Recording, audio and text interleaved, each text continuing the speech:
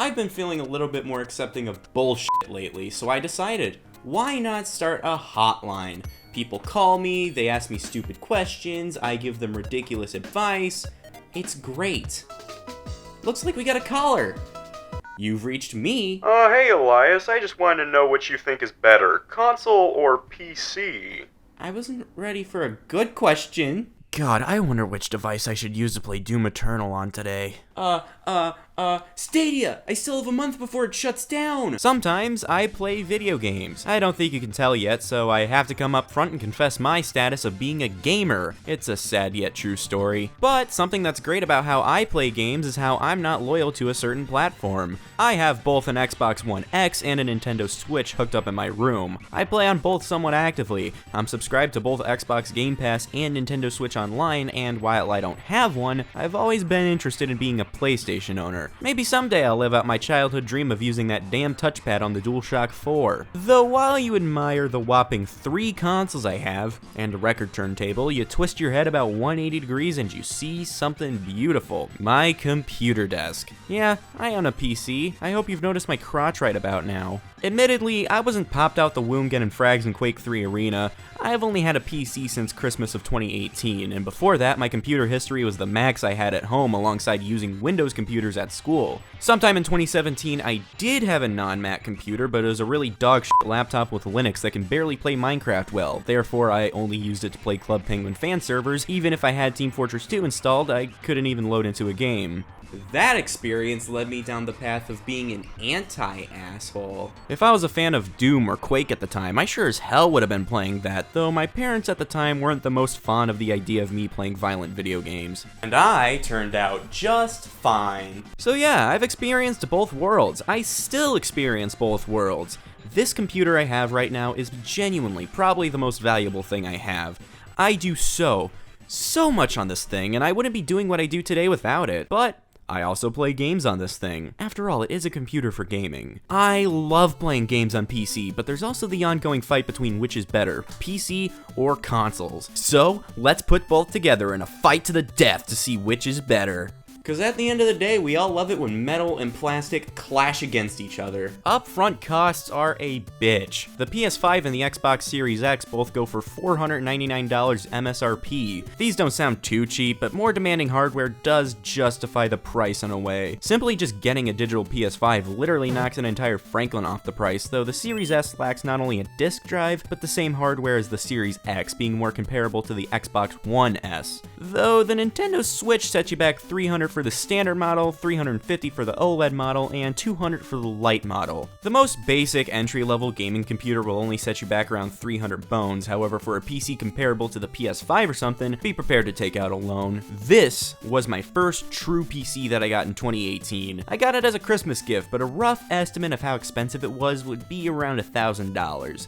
Then this thing just kept f***ing out on me, so I got a new computer with better specs and whatnot. That cost me about $1,500, and it's a great PC. I love this thing. It's my everything machine. However, if I just wanted to play games, the most modern consoles are like 500 max. Yeah, this thing can run PowerPoint like it's f***ing nothing, but if that's not your thing, why bother? So that's a point for consoles. Even when it's time to upgrade, sure, you can still use the case, but parts are not only scarce, but expensive as all hell. You could get by playing most games with parts that are 5 years old or so, but to really get the best performance people want, you'd have to sell a lung. When it comes to upgrading your console, at least nowadays, you don't really have to make that decision quickly. Most big AAA titles are coming out on current gen and last gen, while performing next to perfectly fine. I'm not too incentivized with upgrading my Xbox One X because I can still play all the new big releases without worry. Except I can't play Microsoft Flight Simulator. Son of a bitch. So yeah, consoles have that in the upgradability department. And then we have to take exclusives into account. Sony and Microsoft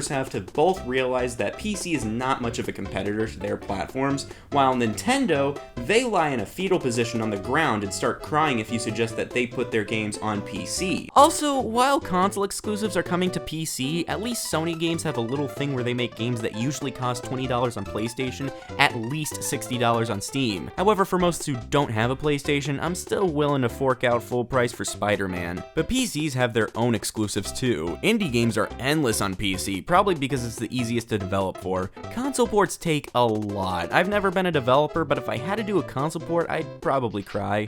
Sorry, gotta take this one. I'm horny as right now, man. I need somebody to talk dirty to. This is not a sex hotline. Oh yeah, there's a lot of porn games on PC. PCs basically have no content moderation, mainly because you can just upload whatever to any website and have people play it. Some games release on both platforms day and day, but the PC version gets significantly more care. While it is on the Xbox 360 and PS3, Team Fortress 2 is only truly available on PCs, let's just admit that. No. Yeah, you can play it.